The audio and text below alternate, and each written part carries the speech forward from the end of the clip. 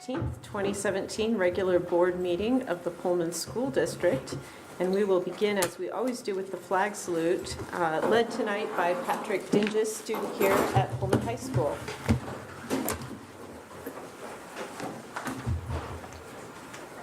All right, so I pledge allegiance to the flag of the United States of America and to the republic for which it stands, one nation under God, indivisible, with liberty and justice for all. Thank you, Patrick. Yep. Awkwardly, we have to approve the agenda before we proceed, so I'm sorry to give you literally the runaround here, but Yes. Oh, yeah. The jog around. Yeah. The next item on our agenda is the approval of the agenda. Superintendent Maxwell, are there any changes to tonight's agenda? No changes, but I want to make a note that there were several last-minute documents that were just added, so if you did not see those earlier, just to pull those. And also just to mention that there is a executive session, personnel, board self-evaluation. So just to let you know. Okay. But Thank it is accurate, the agenda that's presented today. I will move that we approve the agenda as presented this evening. Second. All right, it's been moved and seconded that we approve the agenda as presented. Any further discussion? All those in favor? Aye. All right, the agenda is approved. Next, we'll move to reports, correspondence, and program. And now we will return again to Patrick Dinges, PHS student. Hello. I'm here on behalf of ASB and ASB Executive Council. I'm just going to talk a little bit about the things that we've done so far as the school year has just begun. ASB hosted the block party June 31st. August 31st. That's June 31st, isn't the date, isn't it? But August 31st, and it was a pretty good success. We made quite a bit of money. I think we introduced a lot of new people to clubs that they may become a part of. We also had the Welcome Back Assembly, which was, I think, also successful in introducing new students, especially the freshmen, to how spirit assemblies and other activities like that go here at the high school. ASB has been meeting once a week. We met earlier this morning, and we've been proving a lot of things. And so we also, with the leadership class and ASB, we've picked out our homecoming theme. It's going to be homecoming season. So each grade is going to pick a different season to represent their hallway and for hallway decorations. So if you got spring, maybe you'll put up some paper flowers on the wall. If you got winter, you can do snowflakes. Fall, obviously leaves. Summer, sunshine. It's very open to interpretation, and we think it's going to be a lot of fun. Next week we have a whiteout dance, which is going to be a fundraiser for homecoming. It's going to be after the Bonners Ferry football game. And also we're still trying to finalize a location for the homecoming dance. Currently we're looking at Gladish in the gymnasium or here in the Commons. I believe that's about it. Thank you for your time. Okay. Thank you, Patrick. Thank you, Patrick. Thank you. Next, we have board reports, and we'll begin, as usual, down at the end with Director Weed. Well, I think Patrick just gave my report because my school this year is Pullman High School, so I'm done. Thank you. All right, Director Everman? I don't know what the district is planning on doing for the Freeman School District, but I just wanted to kind of put it out there. I don't know. I've never been involved in this kind of thing before, so if there's something we can do to support the board up at Freeman, something. So I just put that out there. It caused a chill down my spine when I read it this morning, so I'm sure it's affected everybody, but I just want to mention it. So.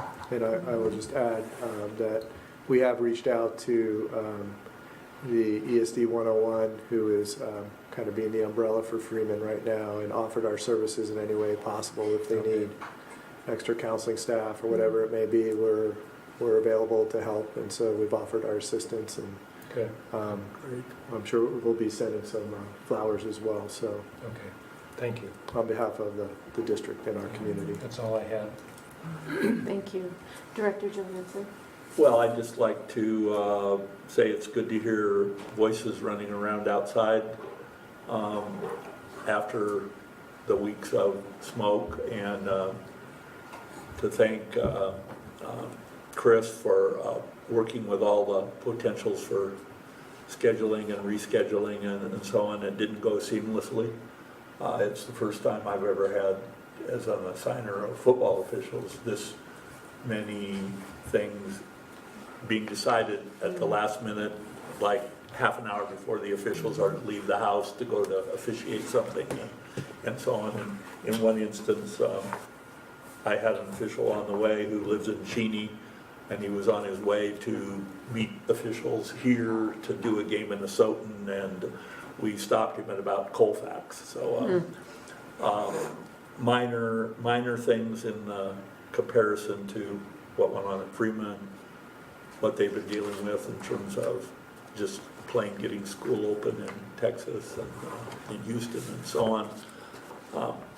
But it has been interesting, in my experience, the first time I've ever had to deal with as many cancellations and so on related to smoke. And I know everything's been rescheduled, soccer, cross country. It was good to hear them not running today. There's a lot of moving pieces to activities that are not always evident to people that sit in the stands, or even the parents of the athletes and so on that take it to go on. For instance, our director of operations was out there turning the students at the corner today until he had to leave to go to somewhere else. I don't remember, but vest on and so on. So anyway, it's good to have that air quality so that we can all breathe. That's all. All right, thank you. Director Kinzer? I'd just like to report that Superintendent Maxwell and myself attended the LMS staff meeting this morning. And of course, we went over what the duties of the school board are, and also Dr. Maxwell, I think, was presented the school index results for LMS, and I think it was well received. There were questions asked, and so it went well. And I'd also like to report that there's supposed to be a LMS Booster Club barbecue tomorrow night at 5:30 it starts. Yep. That's all. Okay, thank you. And I'll just say, I also attended the first staff meeting at my adopted school, Sunnyside, and had a similar presentation with the data. It was well received. I did hear teachers asking if curriculum, is it all related to test results? And we don't really have an answer necessarily for that, what's in the curriculum, but Superintendent Maxwell did a really great job of talking about what extra supports we were bringing in terms of math, professional development opportunities, and things like that. So I think it was, again, well received, and the building has invited me to some other events, and so I'm excited about starting the year fresh at these new schools. I think it's great. All right, now for the superintendent's report. Well, I'll kind of follow up with that in that I'm happy to communicate that we've completed our presentations to each of the PTAs, PTOs, or booster clubs, as well as all the staff meetings. So I really appreciate the board. Not the PTOs, because Sunnyside was delayed until October. Oh, that's right. Sorry, one PTA is still, or PTO is still available. Yeah. But, so 4 out of the 5 right now will be completed. I was getting all excited because I was looking at my calendar. We did have to move one, but they've been well received, and I appreciate the board's extra time and efforts at the beginning of school year attending those meetings. So thank you. I just did want to do a quick shout out to all of our staff who really showed their persistence and grit dealing with air quality issues last week, keeping kids engaged, and especially when they're not first week of kindergarten and they can't go outside. So that was, they did a fantastic job. everybody pitched in and did their best, so I really wanted to say thank you again to the staff. And I'll put out an extra shout-out plug for Chris, who is probably putting out more communications than Shannon and myself during that time period with the air quality. So I really appreciate him keeping us in that communication loop, and he just did a really great job, so I can't thank him enough. Construction update with Kamiak Elementary. We are making progress. They're digging the footings. They have the footings framed for the most part.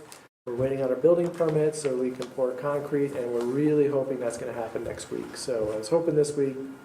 I'll have more news after tomorrow's construction meeting, but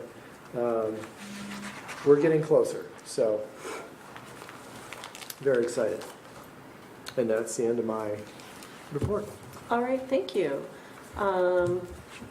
I see that there's also a program compliance report next. That's you. That is correct. Okay. So We love these. I know. It's exciting.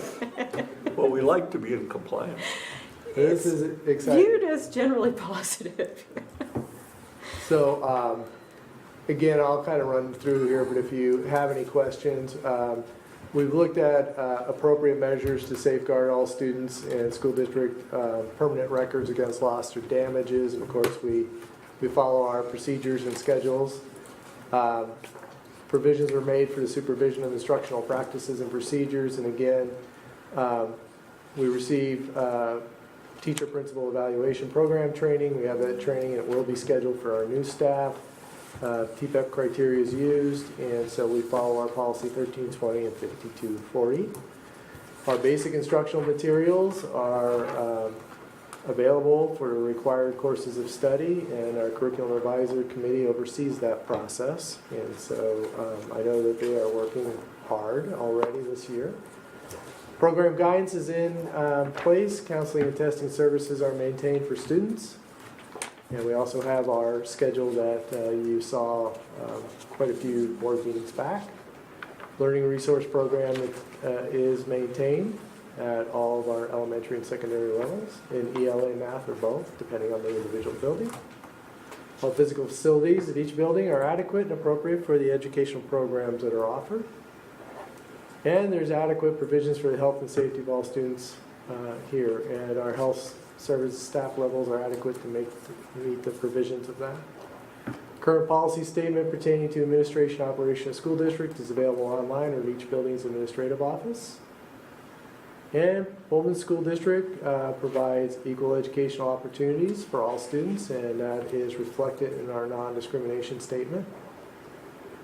And each school building principals have established and reviewed discipline procedures with their staff. I was at the EHS staff meeting when they went over their discipline procedures, and that information can also be found in our student handbooks.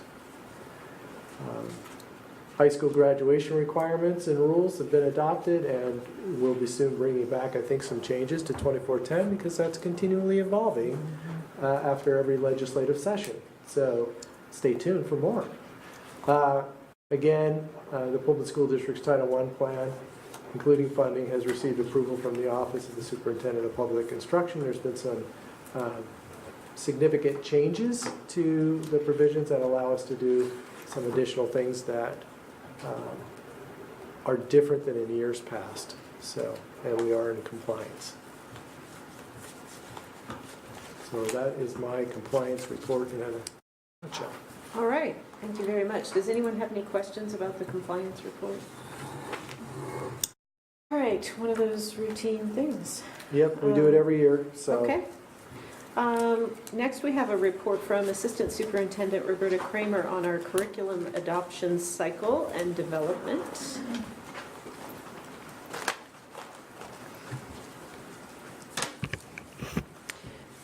Good evening.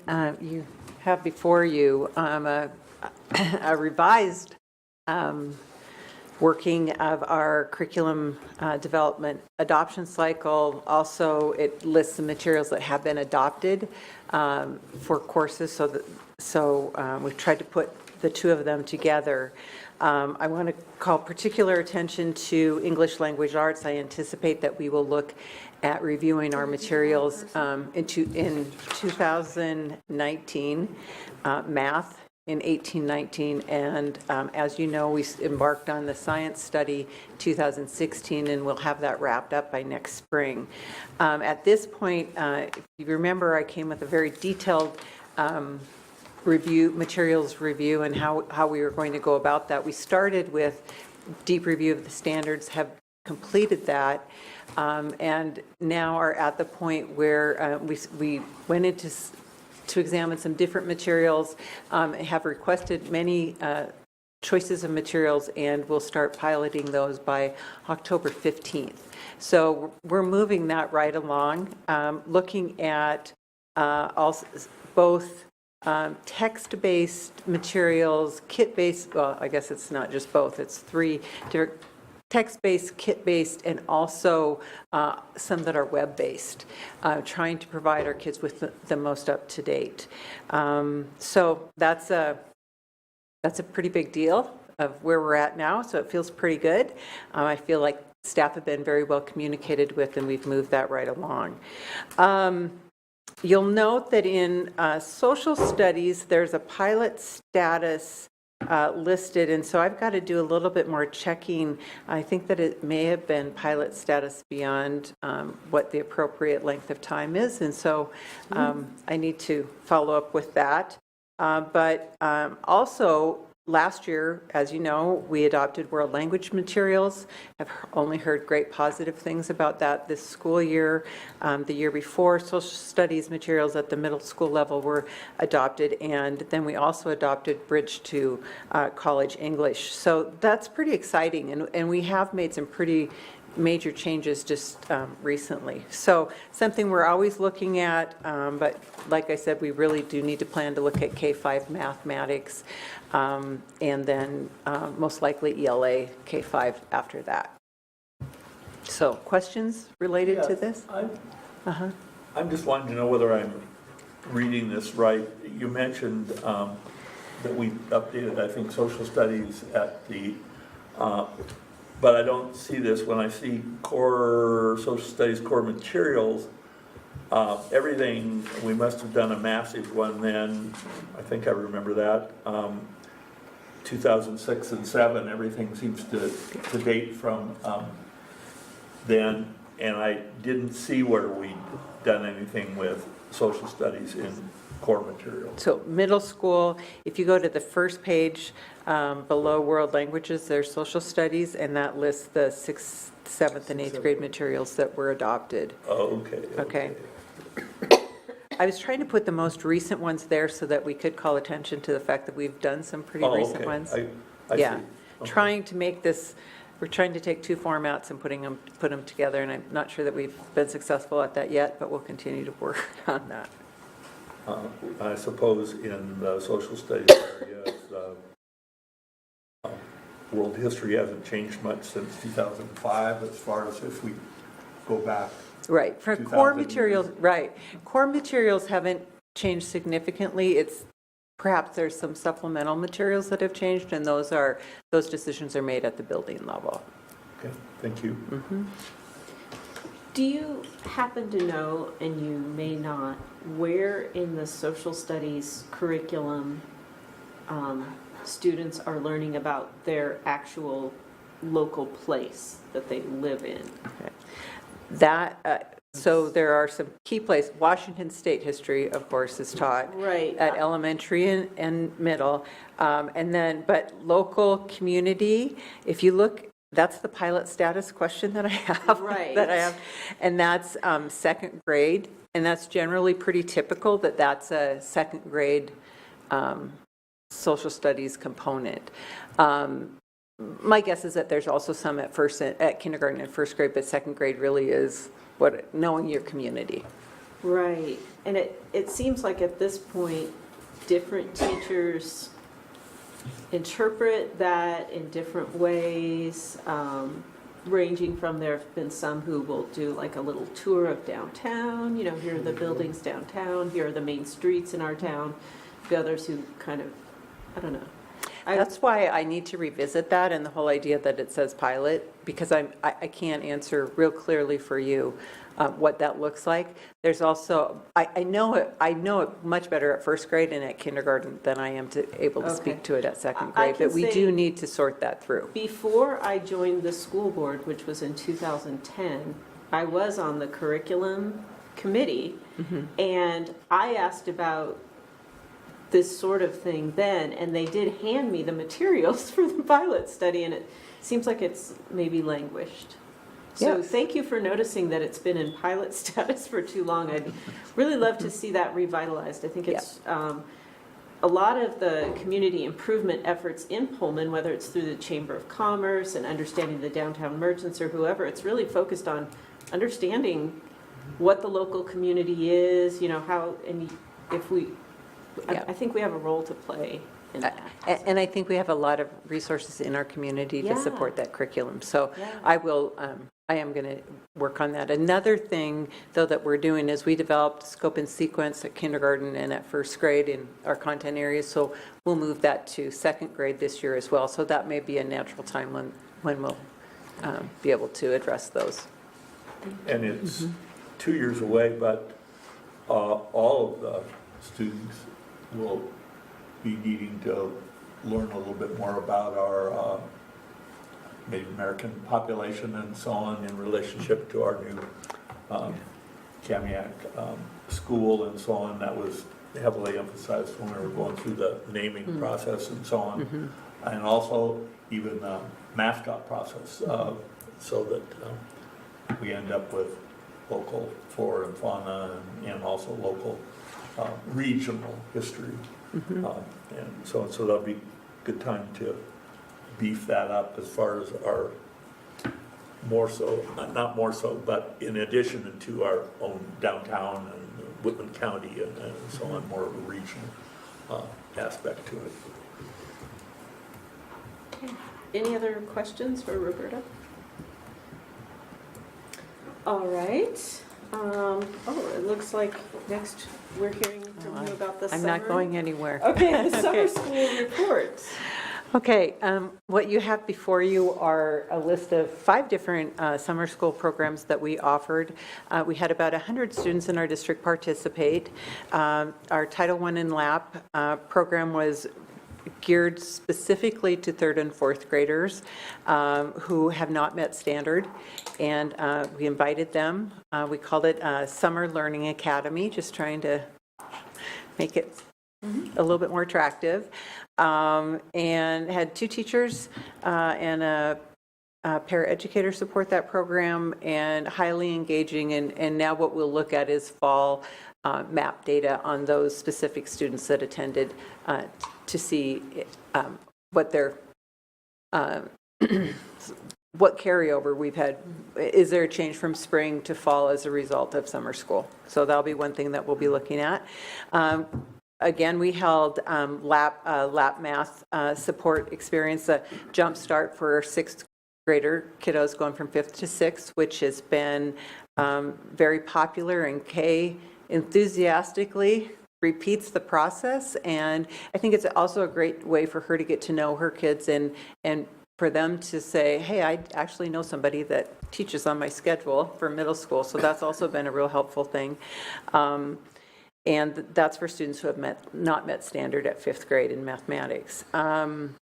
The high school, we offered a credit retrieval program similar to what has generally occurred, and had several instructors tied to that program this summer. Extended school year is designed for our special education program. Those students have to qualify for that program. And so Stephanie Field was our teacher, and we had, I know that at least 2 paraeducators that assisted Stephanie, working with our kiddos on skills that were specific to their individualized education programs. And then we do an English camp in our district that's hosted at Franklin, and had 15 students that attended this year. All of them were kiddos that were signed up and should be there. Last year, we had a little bit of confusion about that, but it worked out really well. This year, we really communicated that heavily.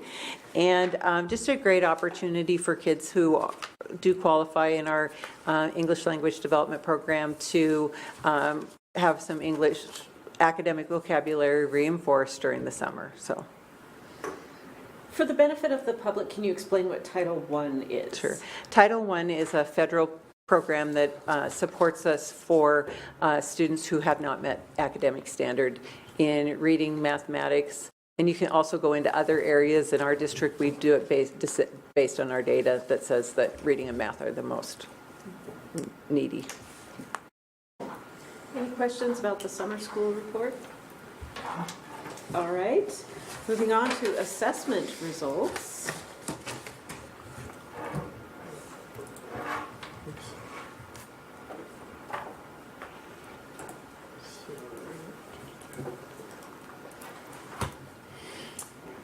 Okay, as Dr. Maxwell makes this a little bit larger so we can see it.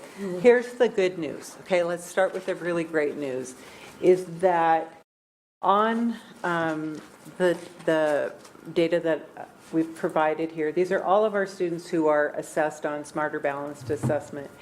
And in all categories with one exception, and it was from the previous year, we exceed the state average. And in the one area that we didn't exceed the state average, we tied the state for the average. So that's a really positive thing about our school district and about our student achievement. And that is something we need to continue to remember to celebrate, because I think sometimes we get into this and we're like, oh my gosh, we've got challenges, we've got challenges, we've got challenges, rather than saying, gosh, we are doing really well. And so that's a highlight for us. You can see, and this isn't data, this is data that has just been released by the state for public consumption, though as a district we were able to share that with you at the work session and have been able to share it with our staff prior to this. And that's the great part too, is that the data is available to us much sooner than it ever was. We've never had a year where it was all in before school got out, so that was really exciting. A piece, though, that we want to spend a lot of time on as a district is, okay, so for our kiddos that aren't meeting standard, who is that and why? And so we do a disaggregation related to our students in special education and then our students from low-income backgrounds. And as you can see, our proficiency rates for both of those groups of students are alarming. And so we have embarked on multiple ventures as a result of that data and have some very, I think, well-developed plans. The first being, before school was even out this last spring, well, school was out, but teachers were still in, we spent time disaggregating that data with our staff. And so they had that data in their hands before they left. That data, the SBAC data, along with our measurements of academic proficiency, DIBELS, other data were available to staff. And so I think that's a huge step forward, is getting that in the hands of those who have that most significant impact. And then based on feedback from principals, then Bob and I worked with principals over the summer regularly on what does the data say and then what does that mean? What is it that we're going to do as a result? That culminated with experience going much deeper into the SBAC data with a facilitator from Spokane Public Schools who worked with us to really begin to examine is what's our challenge. And I think what that data has presented to us is that our challenge is that we have a kiddo that's struggling. Sometimes we'll pull them out for an additional service and they will not have access to that core academic instruction with those core content materials. So we've totally switched that up for this school year. That has totally shifted.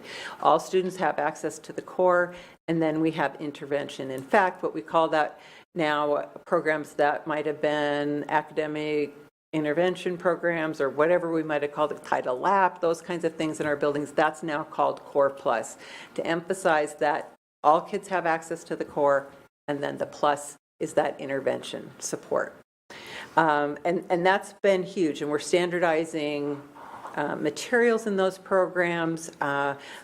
We're creating some professional development opportunities for our paraeducators that work in those programs because many of them support our most needy students. And so we've taken a much more system-wide approach to that rather than having it be individualized. Not that schools don't have some flexibility, because they certainly do, but a part of that is, as a system, how are we approaching intervention? We have also put into place a math coach, and you'll see from our data that math is a huge concern for us. And so we have in place a math coach who has worked with multiple teachers, and just today, I had a meeting with her at 9, and she said, well, I just left a school and there's a teacher there that really needs me to work with her, so I'm going back this afternoon. And it's that kind of on-the-spot, quick response, and that's really what we've tried to do, is much more our curriculum and assessment TOSA and our math TOSA coach and our ELD TOSA coach. They've been right in there supporting our teachers from the very beginning, and we've noticed a different, there's an urgency. Folks want to engage in this work. And then in addition to that, we've worked with a consulting group out of Spokane to continue to provide professional development. Teachers can hardly wait for them to get back here. They're coming one of them is coming the end of September to do a review with our kindergarten through second grade staff of some of the strategies that they worked on last year, to bring 3 through 5 staff into that work, to provide some staff development on our learning improvement days, and then a new component that we've just recently added in the last week is that they also will do work with our principals, focused on this is what you need to look for in a mathematics classroom. And so that, by providing all that kind of support, I think we're going to be able to see a shift in some of the responses that we've gotten at this point. I don't know what else to add to that, because it's pretty, we've had a robust plan in response to the data. So the data says that, that we're challenged by mathematics, and that when we disaggregate it, that we've got some very serious needs. And so part of that too is to better support our student intervention teams, our SIT teams, by myself, the curriculum and assessment TOSA, the math TOSA, the ELD TOSA, Megan, providing that support to those buildings on much more intentionally. So that's a piece that we're really working on, is how can we provide the support when somebody comes to that team and says, this kiddo's struggling in math, and I know I need to progress monitor them, but I don't know how.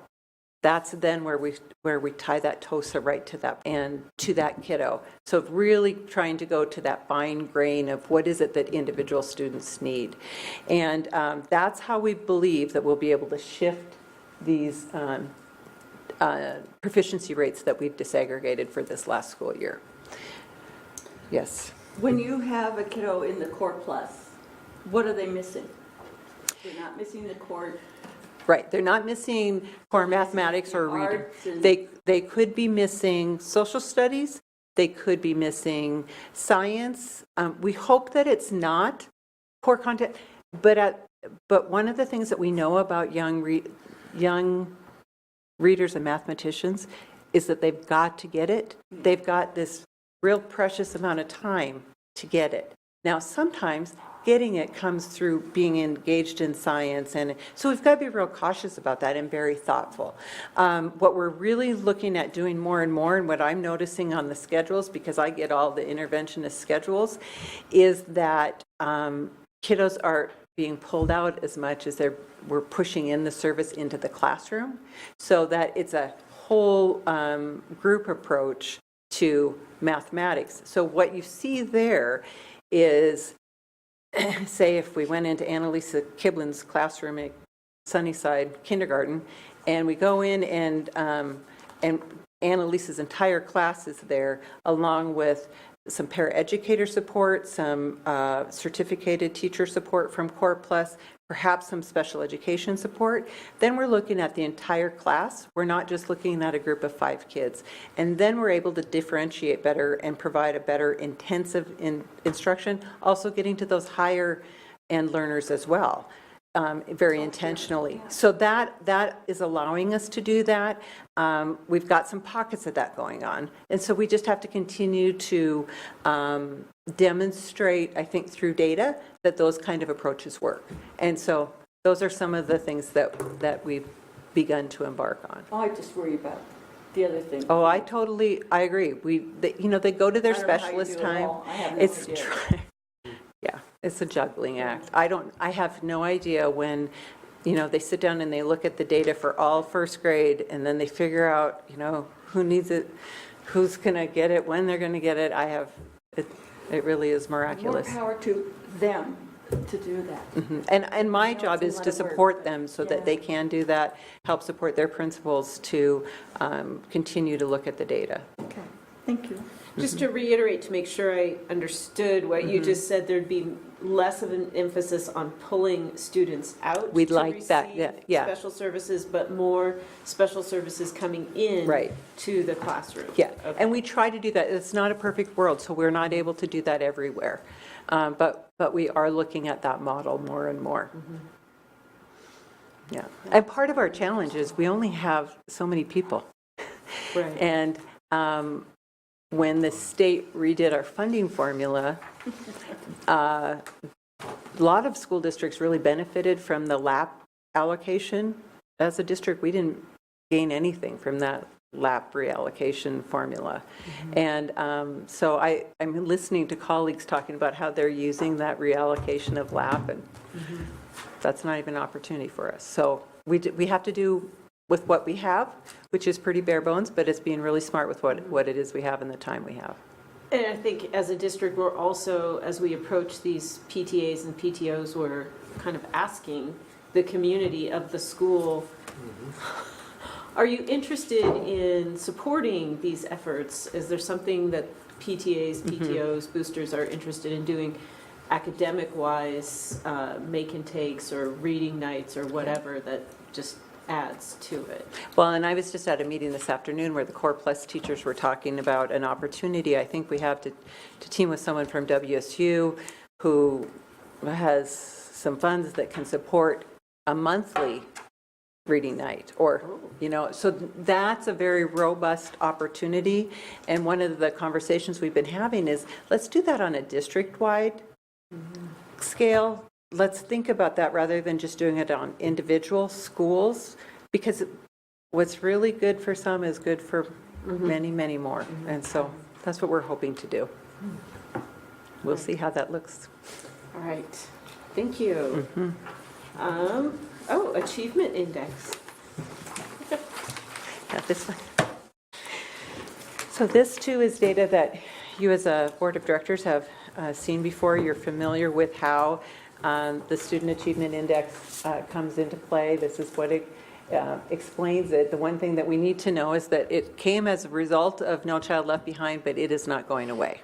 So some of the factors will change, one being attendance will be figured in. We're not real sure exactly how that will work, and if I could understand the formula as well as some of my colleagues, I'd be very happy to share it with you, but they're going to have to do an individual lesson with me because how they weight attendance in and among an achievement index is going to be very,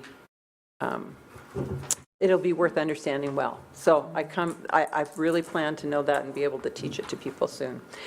So moving on, we look at both proficiency and growth. You know that these are all the factors that go into the proficiency index. So it's very complicated, but what we're really looking at is a 3-year average of proficiency and a 3-year average of growth. Proficiency is figured on math, reading, and science, math, ELA, English Language Arts and Science, and growth is figured on math and ELA. this is the score based on proficiency and on growth, based on the amount of proficiency or the amount of growth. That's the number that's assigned, and then it's averaged. Franklin, you can see that we have provided an index history, as well as this last school year, this last 2 school years. So one of the things we need to remember is index data is available to districts very late, generally in about January or February, maybe, okay? And who knows with now the change in No Child Left Behind. I don't know how soon we will get it for next school year, but this is our 2016 based off that data. So Franklin sits at a 5.62 out of 10. Jefferson, okay, this is where my glasses need to come into play. Okay, they're at a 3.53 combined proficiency and growth, and that has fluctuated for them over the last few years. So, of course, we're looking for long-term pattern. Right at this point, I don't know that we have a long-term indicator, but certainly tells us that we've got some work to do. And what I can tell you specifically that our challenge there is the growth piece. So students demonstrate proficiency, but perhaps not the kind of growth that we would expect. And so that's what our challenge is there. That would be the same at Sunnyside. You see that, you know, in the 6s there, and then it dropped. The assessment changed at 2014. So from 2013 to 14, we went from a MSP to a smarter balanced assessment. So that's reflective. Almost all school districts began to take a dive. Lincoln Middle School has fluctuated as well. Again, it's the growth piece. I know that that's growth in all 3 of those schools, is that it's a matter of demonstrating the kind of growth that we would expect to see. And then Pullman High School, their index rating is a little different. On the second slide, I think it had something about, I know it said something about college and career readiness. And so that's another factor that gets tied to high school, as well as Dual credit. What's that? Dual credit. Dual credit, and dual credit, because for some schools that don't offer any dual credit, and graduation rate is also a component that they look at high school. If we go on to the next one, this our high school is different because of the dual credit, the graduation rate, and those pieces. These schools are the same because we're looking at proficiency, which is the first column, and then we're looking at growth. And you can see growth where that score is, and when we're in the red, that shows that we're underperforming in growth. And so that's a matter of getting in and figuring that out, disaggregating the data, which is what we've been doing, looking at growth targets for specific groups, getting in, doing that work. And I really believe we're well on our way to address those needs. But that's specifically where those challenges are and how they compare from 2015-16 to 2014-15. And you can see Franklin had significant growth. That also resulted in them getting an award from the state, a financial award. So there's some pieces to that come with that. And now that all 3 of our elementary schools are school-wide Title I, I think that we have some opportunity to look at some different ways to use funding and to really figure out where our greatest need is and put our most resources there.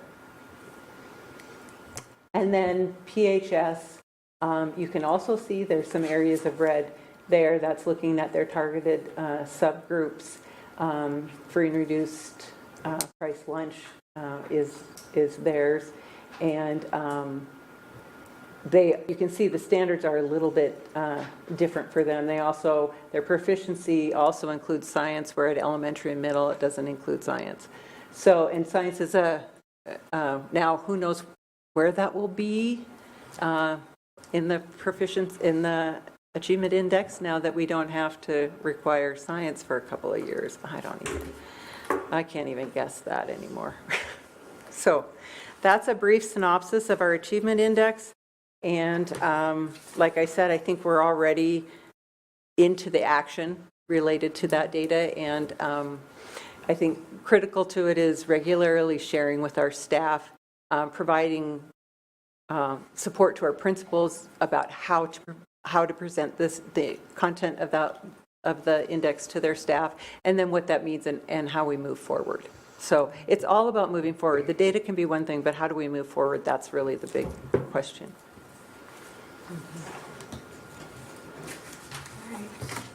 Questions?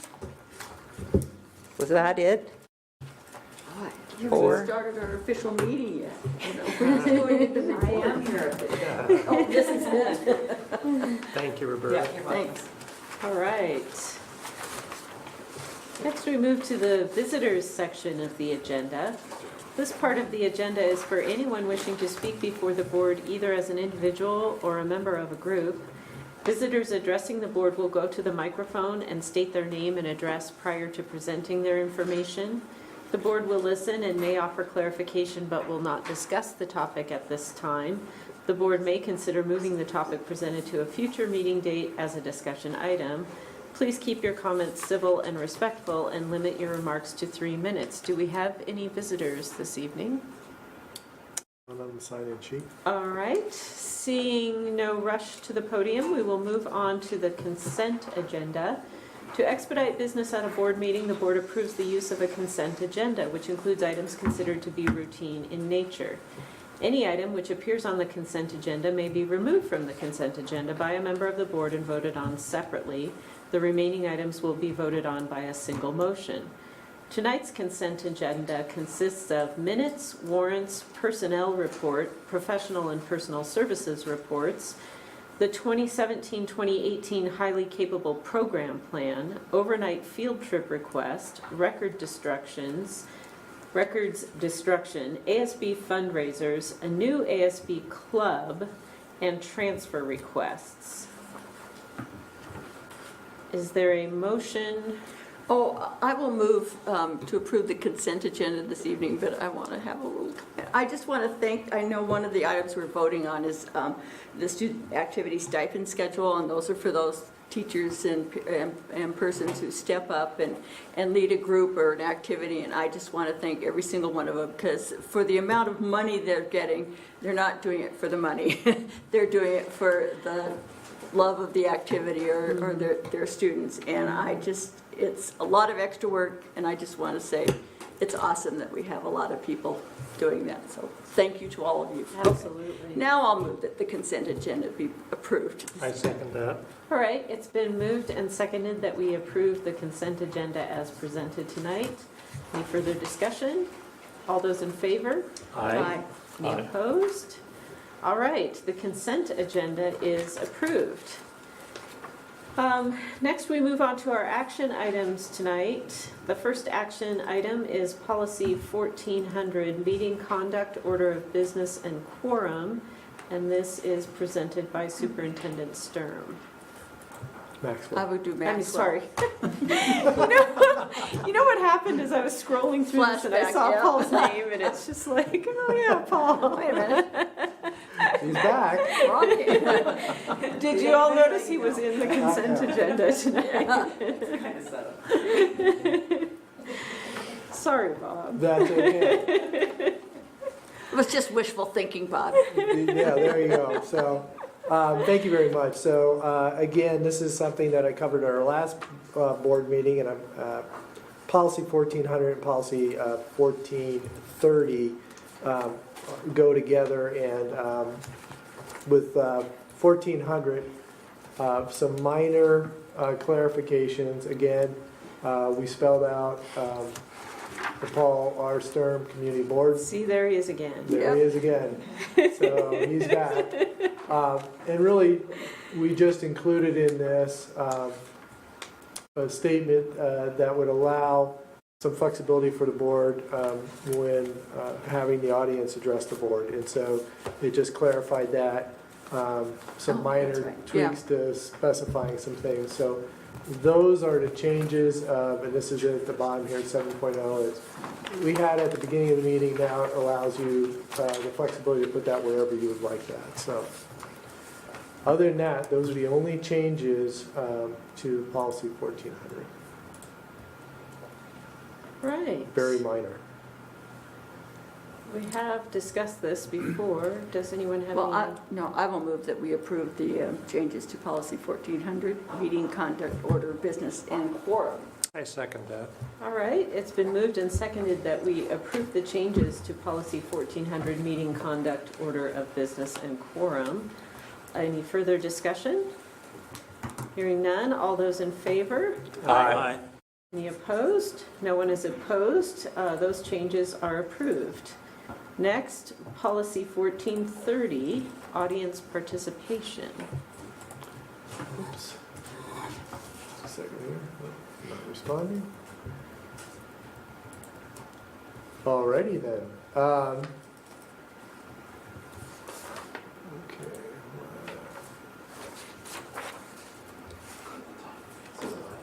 Where is it? Oh, sorry. Thanks, Chris. If I could see, there we go. All right.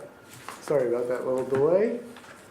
Again, the next one is policy 1430, which is recommended for deletion because all the content is covered in the policy that we just looked at, policy 1400.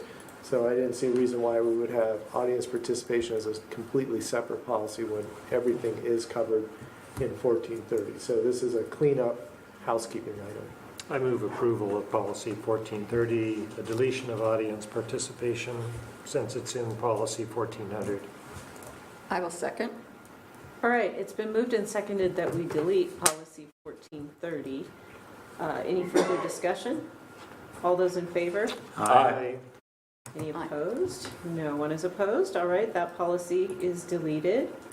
And finally, policy 3224, student dress. Thank you. Okay, so we can see it a little bit here. So again, we talked about this last time. The Pullman School District currently does not have a policy and procedure regarding student dress yet. We do address student dress in our student handbooks. So the policy has been reviewed and edited to align with WASDA's sample policy. This will allow us to provide consistent and standard dress code for students at all grade levels. And I'll pull that up for you.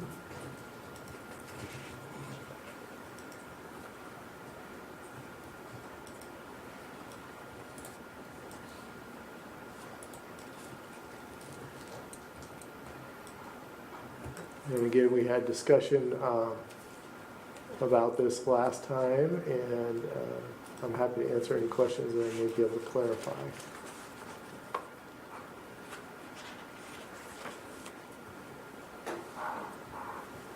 It's kind of a standard dress policy that you would see in most districts, and really the general synopsis of it, if it becomes disruptive, then that's a piece that we would address, the building administrator would address.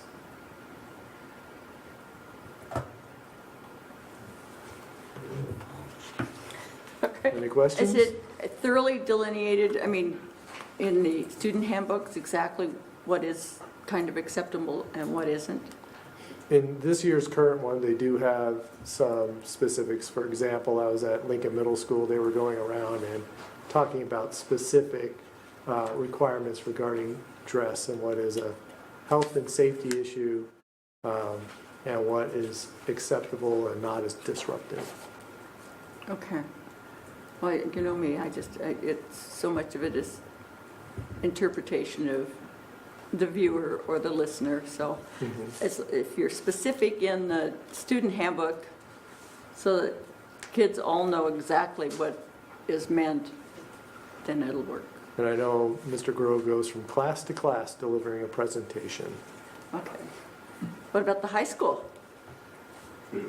Okay, thank you, Chris. Bob, is this usually up to the principal to enforce this, or can it be the classroom teacher? Typically, and Chris is here, so he can correct me if I'm out of my element, but as a former principal and the way I see it, staff usually address it. If it still becomes an issue, then they refer it to the building administrator Okay. for a final decision. I guess I would share that I am the person who advocated for this policy because I believe it protects students' rights, because it says that the only thing you can basically be called out for are these things. And it has to cause a material or substantial disruption or something like that. So to me, it takes away some of the concerns about gender bias and things that you often see in dress codes, because this is the board stating that this is the policy. You can wear, it's up to the students and their families what the students are wearing. It's not up to an individual school so much. So. And how would you know it's disruptive until you get to school and it becomes disruptive? That's the question. Mm-hmm. I mean, the judgment is that, that's okay to go to school in whatever you're wearing today, based on the student and the family. But then you don't know whether it's going to be disruptive till you get to school. You get into a classroom. And I think part of this prohibited dress includes the use of lewd, sexual, drug, tobacco, alcohol-related messages, or gang-related I mean, apparel. that's pretty clear. That's pretty clear. I think when you get into the questionable ones is, are short shorts too short? And that type of, and if that becomes disruptive in the classroom, our staff will have to deal with that particular issue. But typically it's, we ask and we work with the students to make sure that it's not disruptive. So do your handbooks talk about the amount of skin that can be shown, kind of thing? Yeah, I know the high school does. I'm not sure about the middle school. It does. But that's something we're going to make sure we align with our policy if we have, because right now we don't. And is there a procedure that goes with this, or is this just a policy? This is just the policy. Your handbooks spell out the procedure in each particular building. Would it be Okay. helpful to look at the handbook? Yeah. No, I don't need to see the handbook. We No, I do- think that schools know more of what's appropriate for teenagers than what I know. We ultimately I do wore approve. uniform to school, so We ultimately do approve the handbook as well. Yeah. Right. We just don't have that yet. So, no, it's fine. Yeah, I move approval of policy 3224, student dress. I'll second. It's been moved and seconded that we approve policy 3224, student dress. Is there any further discussion? Hearing none, all those in favor? Aye. Is anyone opposed? Okay. Policy 3224, student dress is approved. Next, we move on to our discussion items, beginning with policy 3122, excused and unexcused absences. And I'll just make a note before I start into that. Just a side note, we have standardized the elementary handbooks, and we'll have that ready for you view. We're just doing principals would like to do an introduction letter. So the handbooks at every elementary will be the same. Oh, good. And we'll be working this year with the secondary schools to do a similar handbook for secondary. So things are standardized and similar. So, and those will be put online as well for access. Policy 3122 was discussed and was going to be moved for an action item. However, in between that time, we received a rule change from the state of Washington on the definition of an absence. So I am moving it back to a discussion item. And the reason being is because we have a new definition of an absence. So I'm going to try to look through here and find exactly where I put it in. I'll just say, Shannon, that you need to look at the very first couple of sentences that are kind of not making a lot of sense, but at least on the version I have. Expects every student's, there was an S putting on there. I Yeah, think Right some there. of the edits weren't adjusted. yeah, we had made a note to try to adjust those, so we may not have caught them in this particular. I want to make sure it's the right one, so let me, So it recognizes that expects students to attend in the second line down, so just a little editing. Okay, thanks. thank you for that. So the main, what's changed from the last time that you saw this is 2.0 unexcused absences and absence. So any absence from school for more than half, 50% of the student's scheduled day. So it used to say hours or periods of an Yeah. average school day. Well, some of our students go 4 periods a day, some go 5, some go 6. It's been changed to reflect the student's particular schedule is one of the main. The other has to do with field trips, sporting events, and related instructional activities, educational activities would clarify as an excused absence. So that is the change in the definition of an absence. And so even though they're accepting comments on it, we've been notified that it takes effect immediately. So I'm not quite sure why you would have a comment period if it takes effect immediately. So just a side note. Anyway, that is the difference from the last time you saw this as a discussion item. And we will bring this back with the corrections and correct edits.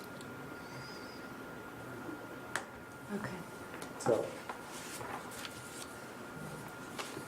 Any other thoughts, comments, questions about this?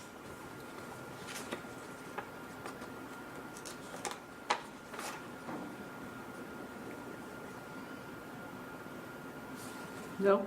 Okay, so the definition of an absence is at the last sentence in the first paragraph, correct? correct. Yeah, if you look here, it's an absence is when a student is not physically present on school grounds and not participating in instruction/instructional related activities at an approved off-grounds location for at least half, 50% of the student's scheduled day. Okay. So what if you're on school grounds, but you're not in class where you're supposed to be? Then you're truant. And then you're truant and Okay. at the tardy. Then you get to go see Mr. Franklin. That is so- a whole category of messing around, right? Oh, yes. Yeah. Yes. So, Huh, okay. so anyway, Wow. Lucky Chris. So what I'm seeing here is that we're going to stay with things like music adjudication and that kind of thing as being a mutually approved, pre-approved activity, yes. and not being a school-sponsored activity, as I suggested, if it's in their career and beyond plan. Right. Okay. But will there be an explanation of how the proper way to get approval? We'll have to have Okay. make sure that our procedures for that are Okay. covered. And in the procedure, it could also be part of their pathway. Yeah, I'd like to see that I'm not so I'm not so committed to that it being what I suggested was that if it was in their pathway, then it was approved school activity by definition. And And by definition, if it is instructional related, it is, which a pathway would be. pathway would be. But that the one of the deciding factors for approval then, if it's going to have to be that kind of thing, that kind of activity is going to have to be proved mutually, separate from the policy, as part of going through the policy. Correct. Then when we get to the procedure for that, I would like to say that it would be important for parents and students to include activities like that in their pathway because they have educational value. And then that would make it easier for the building administrator to approve that as part of section bullet 9. I think it was bullet 10. They're not bulleted anymore, as a way to get it approved. So it would loop back. It would be much harder to get something approved, like I think it's going to be educational to go to skiing for a weekend or for a long weekend. I'm going to go on Friday and I'll be back Monday night, that kind of thing. However, if they were pursuing and going along with a competitive skiing career, and that was part of what they were doing continuously, and that kind of training and diligence and expectation of commitment of time, then it very well could be in their pathway that they're doing that because there's educational value to that. And that could be, and I think that's something that we'll take a look at Okay. to add into there, and we'll bring that back. Because it is a good piece to think about. Not to say it would be a rubber stamp, but still they would have to go through the procedure. But that, in my mind, would make it, would reinforce the idea that education just doesn't occur in these four walls at scheduled time and during school-sponsored activities. Good point. So is it, we would presumably adopt a policy at the next meeting. When would we expect to, just out of curiosity, see the accompanying procedure? I'll have to find out on time and see how long that would take us to Okay. do that. Or we could come back and we could address it within the following valid excuses, but we may want to have a particular procedural piece along with that, because it may be different in elementary to secondary, so. Okay. All right. Any other questions, comments? Okay. The next item we have tonight is our Career and Technical Education District-wide Plan presented by our CTE Director, Chris Franklin. So one of the things that I forgot to do, the presentation I gave back the last school board meeting this was our district-wide plan. And so part of applying for the Perkins grant is that we just need to approve the district-wide plan, which I presented at the last meeting. And so I'm kind of, what it said there is just to kind of recommending to you guys to approve what I presented last time as our district-wide plan for the 2017 and 18 school year, as what we are moving forward with our district-wide CTE plans. So you'd like us to move this to action item then? yes, please. For the next meeting, yes. Or for the next meeting? We can move it tonight, If- because we have discussed it. I don't know all the Last- rules. We could do, that's up to you guys. I will add that both of these are time sensitive for the application process. These three things are pretty time sensitive, and I'll explain the next one, the program evaluation, in a few minutes. But this one, the Perkins assurances, these are every year the school board has to sign off on that we are meeting the assurances for the Perkins grant, and just learning some of the qualifications for the Perkins grant. This will be done probably in August, this coming next year, and so that's kind of the district-wide plan. So I mean, I don't know what regulations you guys have, but I thought it would be a discussion item, and as long as I can upload the minutes by the end of September, I think we'll be okay. So I'll leave that up to you guys. I move that we move a discussion item to an action item, Career and Technical Education District-wide Plan for 2017-18, I will since second. we've already had the discussion at our last meeting. Okay, it's been moved and seconded that we move this item to an action item tonight. Is there any discussion of that motion? Okay. All those in favor? Aye. Any opposed? Okay, so it is now an action item. I would just say, at this point, before we actually vote on it, since it's a bit of a surprise to me and potentially to others, if there is any member of the public here who would like to come and ask a question or comment about this item for some reason, it would be hard since you didn't see Yeah. the plan, which was presented at a previous meeting.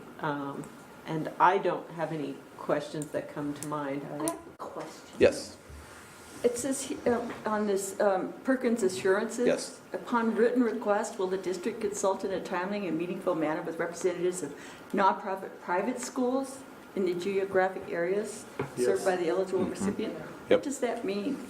That means Is they, it like the Christian school here and, yeah, private Yeah, schools Royal have the Garrison. option, if they're Yep. interested, to participate in federally funded grant okay, opportunities. all right. I just couldn't figure out yeah, what they were looking for. Very rare very that they rarely. would access Okay. a CTE. Yeah. Typically, it would be in a much, much, much larger system. Sure, Yep. sure. Okay, thank you. Does That's anyone fine. in the audience have a question? No? Okay.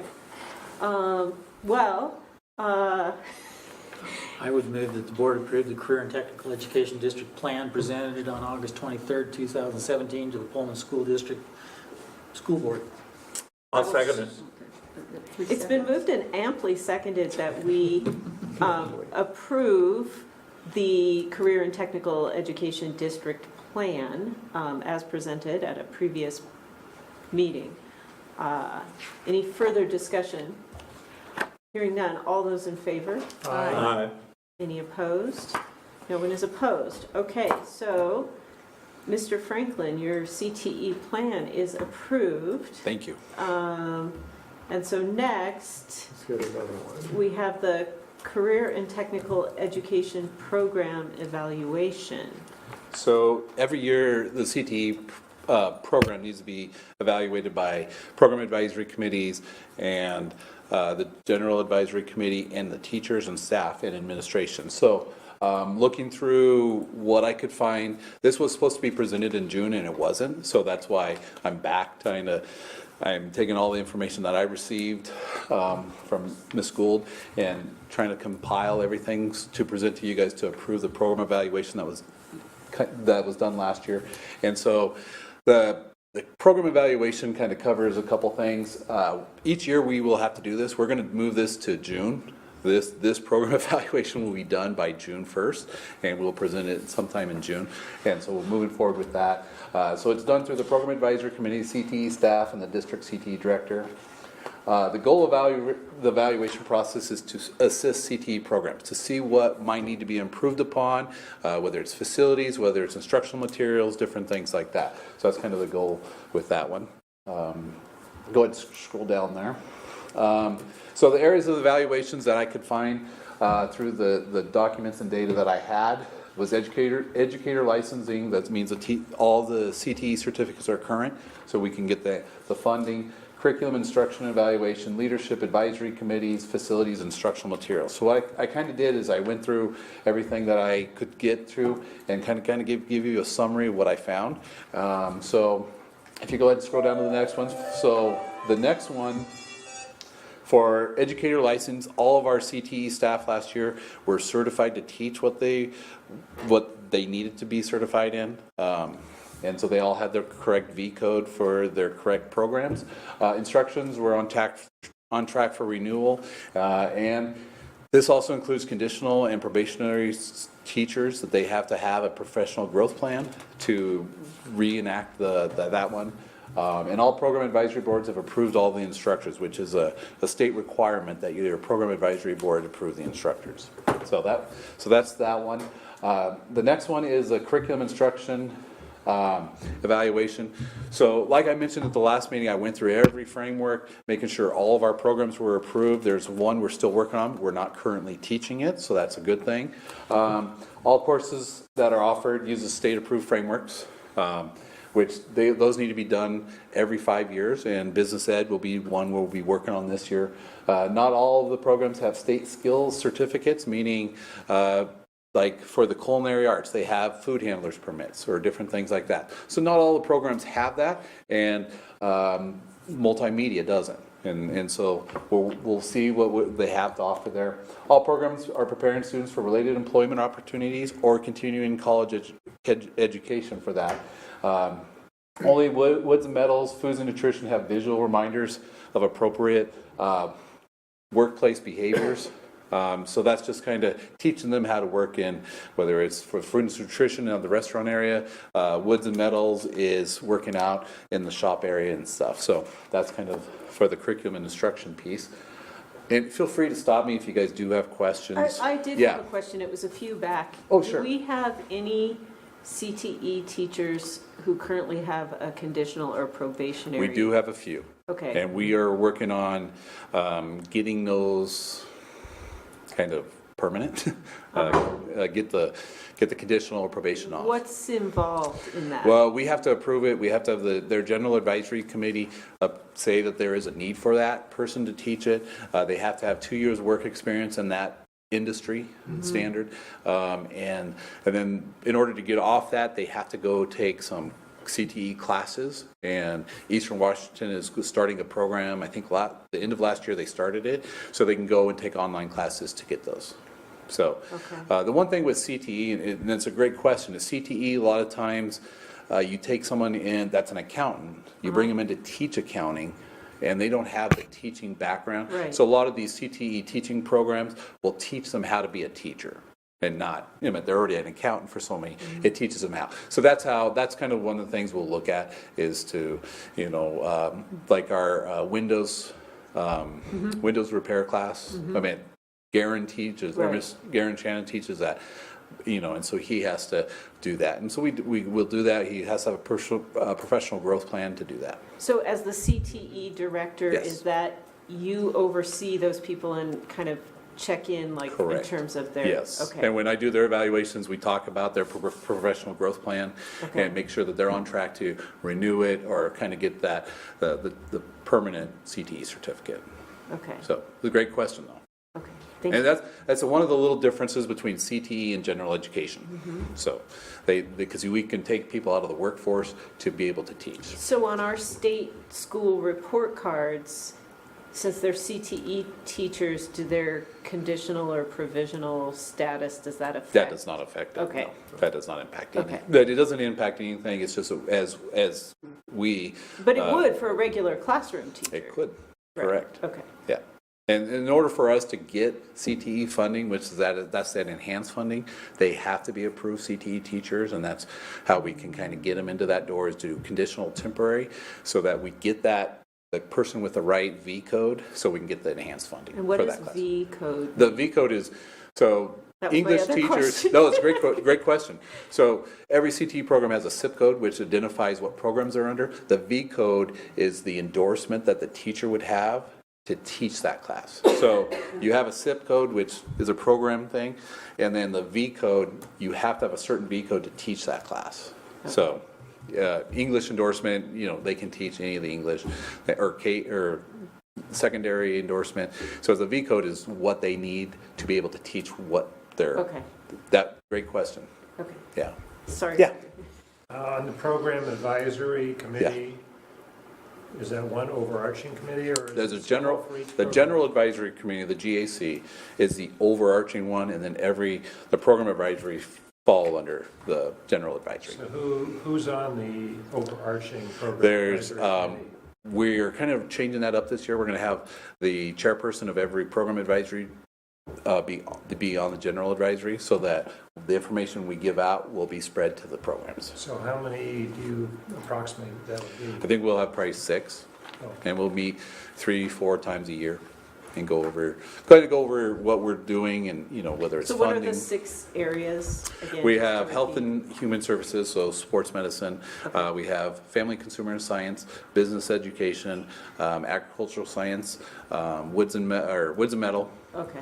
and multimedia. Doug's area. Okay. Business ed, multimedia can fall under business ed, but we kind of have it as a standalone Okay. because of the middle school as well. Okay. Yeah. So each of those areas in turn has its own Yes. little committee. So like John Willie, who teaches over at the middle school, and Ed Davis kind of fall under that technology piece and things like that. So, great questions.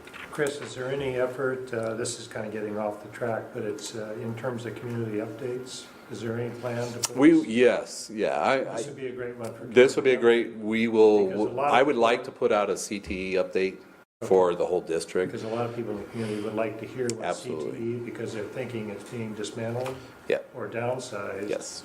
This would show that it's not. Absolutely, and that's something that we will do, and, trying to wrap my head around some of the stuff that I've been looking at the last couple of weeks.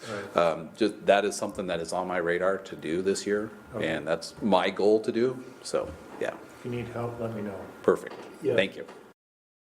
And in particular, in that article, or a couple of articles, would be the information you gave us last meeting. Okay. About, it was particularly impressive that, as I totaled it up today because someone was asking, we have 20 separate courses that are being taught right now. I think it was a total of 32 sections or something like Yeah. that. Of those 20 year-long credits, that was at the high school, and then Correct. it was, I forget, it was And- 6 different things at the middle school, and something like 18 sections, or Right. 20 sections. And I think it would be important to include in that in the catalog, there are others that we're prepared to offer, but that it's a numbers game. Yeah. Explain that, about how it would take. And that's a great idea. And the one thing that, the real big push I'm going to be pushing is, back when I was in high school years ago, it was vocational education, and it's no longer vocational, because if you look at career and technical education, there's so many options that we could go with, and it's not just vocational, it could be, AP stuff and things like that, as I addressed before. So that's great. That is one of my goals, and I might be reaching out to you to help out with that. All right. So go ahead and go down, not that one, the next one. This one? One more. So the leadership, being a part of a CTE program, every program needs to have a career and technical leadership component, whether that's taught in the class, but it sometimes is also required outside. And that is part of the frameworks that we have to submit, is they have to have a career and technical student organization, whether it's DECA, VICA, FFA, any of those. But if they don't, they have to have a kind of a plan on file to do that. So all programs provide leadership opportunities through their classes, but also outside of classes. All programs except the leadership class at the high schools are affiliated with the CTSO, which is a career and technical student organization, DECA, VICA, Skills, FFA. So all of our programs currently have that, except for leadership, which I think leadership, when the frameworks were submitted 2 years ago, were supposed to be under DECA, which doesn't make sense to me, so I'm working on fixing that. So leadership class meets their plan for leadership activities through the class and their participation after school. So that's their leadership component there. And 5 CT classes have students participating in regional, state, national competitions, and that's one of the things, whether it's medals competing at nationals or multimedia competing at Skills, USA competitions, those are kind of those things. And those are those competitions that they do. So, any questions on that before I move on? Okay. Go ahead and go to the next one.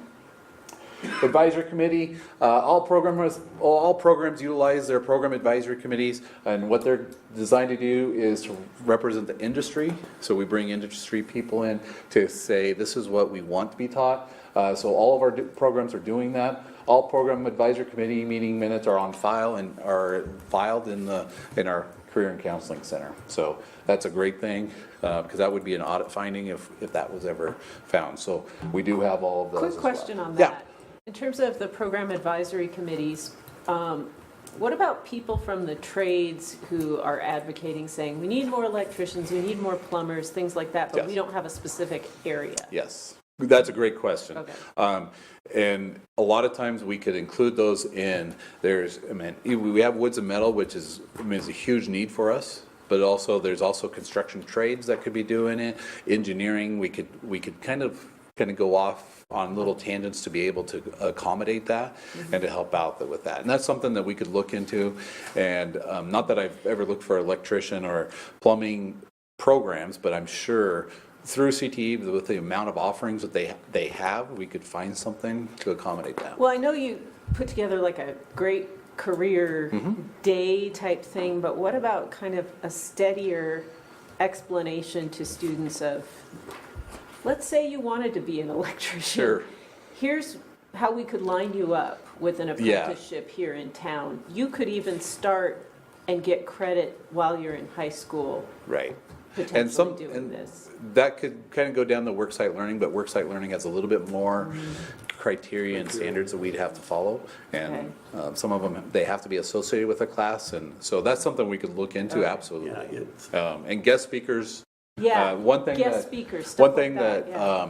the CTE program throughout the state encourages is guest speakers, because that gives those kids those real life experiences.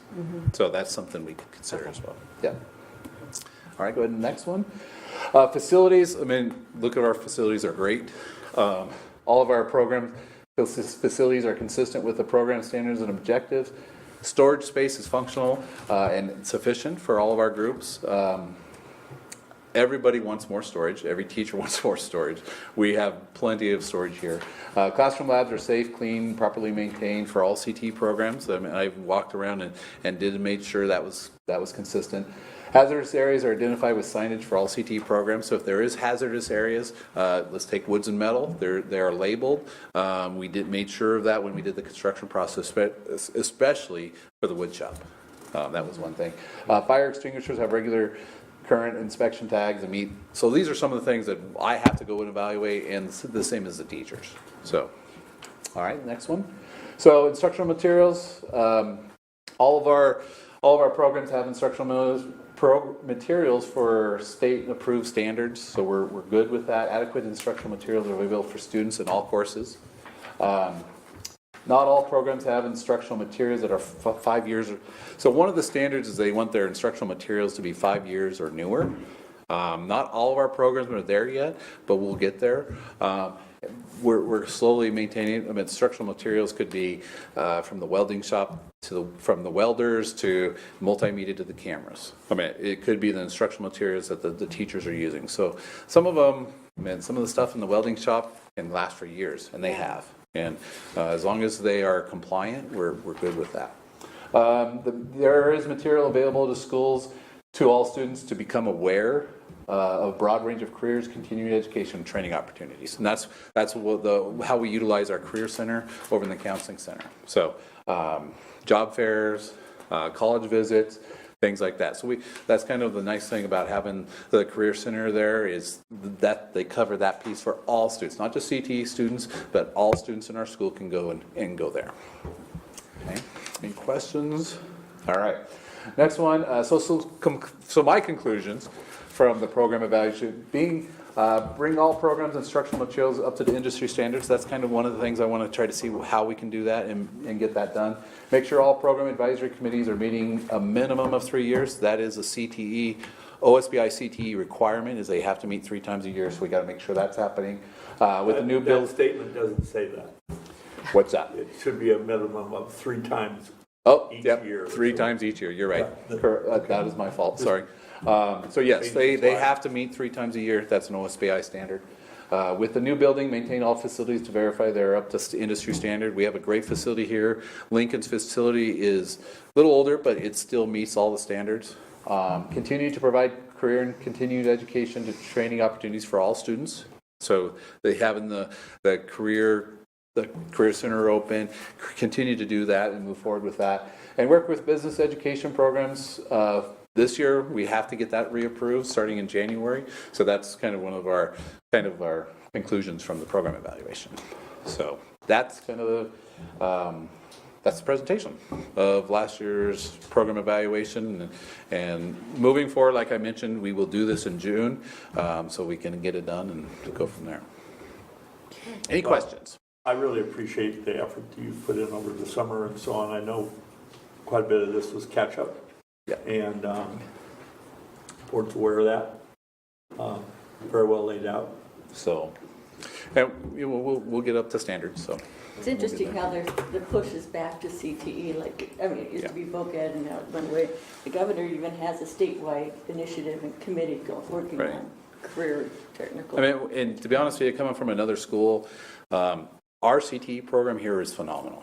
I mean, we have some great teachers that are really in it for students, and they really educate the students about life and careers. So, I mean, we do have a great CTE program, and I think we just need to enhance that. So, Perfect. Chris, I'm going to ask the question. Yeah. Do you need this approved or moved to an action item? for I approval? can wait until the next board meeting for that. I mean, does it need to be approved? I need to upload the minutes, but I can upload them after the 27th.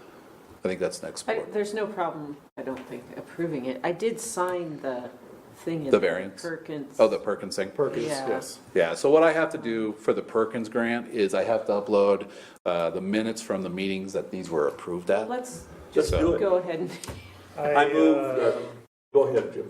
You're good at this. I move that we move the 2016-17 Career and Technical Education Program Evaluation to an action item this evening. I'll second. okay, it's been moved and seconded that we move this item to an action item this evening. Any discussion of that? Hearing none, all those in favor? Aye. Any opposed? No one is opposed. Okay, it is Hit now it. an action item. No, go. You got the verbiage. I move that we approve the 2016-17 Career and Technical Education Program Evaluation. I'll second it. Okay, it's been moved and seconded that we approve the Career and Technical Education Program Evaluation for 2016-17. Is there any further discussion of this motion? Does any member of the public wish to ask a question or comment? Okay. So if there is no further discussion, all those in favor? Aye. Any opposed? No one is opposed. Okay. So, Well, thank you guys, and I really appreciate it, and things will be yeah, cleaned up. too bad it couldn't have all come together at the same time, but. Well, I next appreciate you year- guys' support Yeah. and help Yeah. with Yeah. everything, so, Yeah. thank you. Thank you. Thank you, Chris. Okay, there are some informational items in your agenda tonight. Administrative requirements update, board calendar. Current enrollment, 2830.45. We're Is that- nearing 3,000. Yeah, Yeah, we are up about 40 more than we predicted, and we really moved it up, so I'm very happy it came in, but I'm also yeah. nervous Gotta about get that school built. space availability. So Okay, it's a good problem to have, but all right. we're getting full. Okay. So if there are no objections, I would like to recess now into an executive session. And the purpose of this session will be for board self-evaluation, and I anticipate it taking 10 minutes. So we'll start that once the So room we is... reconvene at 8:15. Yeah, we'll reconvene at 8:15. No action is going to be taken in this executive session, and the meeting will adjourn at the end.